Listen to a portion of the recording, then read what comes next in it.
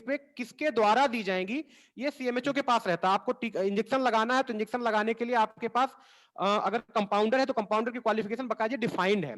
होता क्या है कि आपने पेपर में तो चीजें दे के आप वहां से आपने वो ले ली, परमिशन ले ली, बट एक्चुअलिटी में वो चीजें असली होती नहीं है। तो उसमें अपन ये कर सकते हैं कि अपन सीएमएचओ को कंप्लेन कर सकते हैं कि भाई हम आपके यहाँ इस अस्पताल में गए और रेट वहां पे 300 रुपए था ओपीडी चार्जेस और हमसे 500 रुपए ले लिया गया।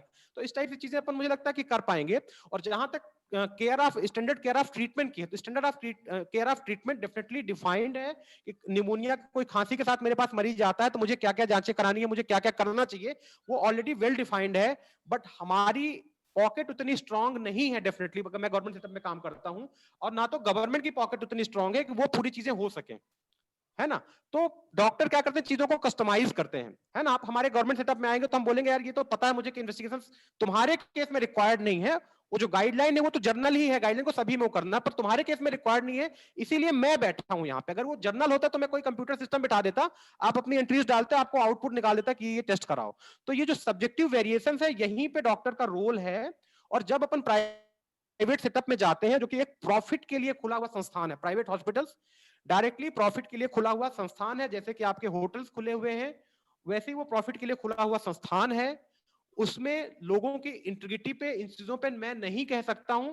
और वो क्यों पीछे हटे, क्योंकि अगर आपने उनको 500 रुपए फीस दी और एक आपको ब्रेन ट्यूमर था और उन्होंने सिंपल आपको हेडेक की गोली देके निकाल दिया, दोबारा आप फिर जाओगे, लगेगा 500 रुपए लगेगा, आप फिर वही दर्द की गोली खा के, और 6 महीने बाद आपकी डेथ हो जाती है, या कुछ और कहीं कारण में आप दूसरे जगह गए, सीटी स्कैन कराया, मतलब ब्रेन ट्यूमर निकल गया, तो आप उस डॉक्टर को चार्ज ना कर पाओ कि डॉक्टर साहब आपकी गलती से हमारा को ब्रेन ट्यूमर था और आपने हमको हेडेक की गोली दे दी। इसलिए जो पहला वाला डॉक्टर है वो आपकी पूरी जांचें कराएगा, और उसको अगर आप नहीं कराना चाहें डेफिनेटली मत कराइए, बट उसको आप चार्ज नहीं कर सकते कि आपने अननेसेसरी जांचें कराई हैं। तो यहाँ पे हमको वही, यहाँ पे अभी पुराने टाइम पर अभी टाइम पे यही डिफरेंट हो रहा है कि डिफरेंट लॉज आ रहे हैं, जिस लॉज के अकॉर्डिंग आप सबको अकाउंटेबल बना रहे हैं, और उस अकाउंटेबिलिटी में कहीं ना कहीं आप मेडिकल नॉलेज को, मेडिकल एथिक्स को एक आप किनारे रख रहे हो। आप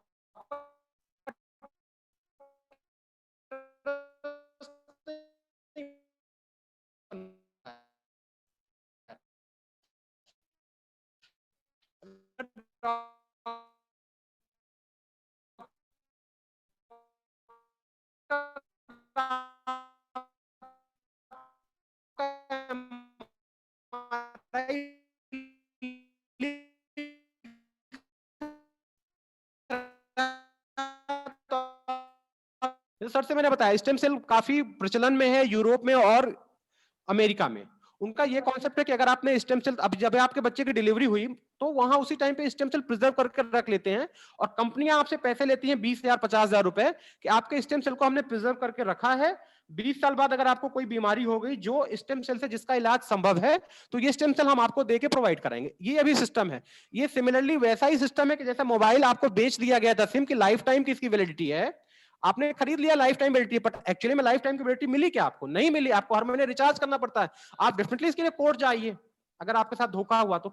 सिमिलरली चीजें यहां पे भी हो सकती हैं कि आपने 50,000 रुपए देख के स्टेम सेल रखवाया और 50 साल बाद आपको हो सकता है या कि स्टेम सेल काम ही ना आए, ये भी पॉसिबल है। रिसर्चेज जितनी डेवलप नहीं हो पाई कि काम आए, बट ये आप क्यों कर रहे हैं? ये कंपलसरी नहीं है, ये किसी भी गाइडलाइन पे कंपलसरी डॉक्टर नहीं साहब अगर आप अनुमति दे तो आपसे, अगर अनुमति दे तो इसमें एक बात जोड़ना चाहूंगा। हाँ हाँ हाँ। आप मुझे बता सकते हैं कि स्टेम सेल्स किस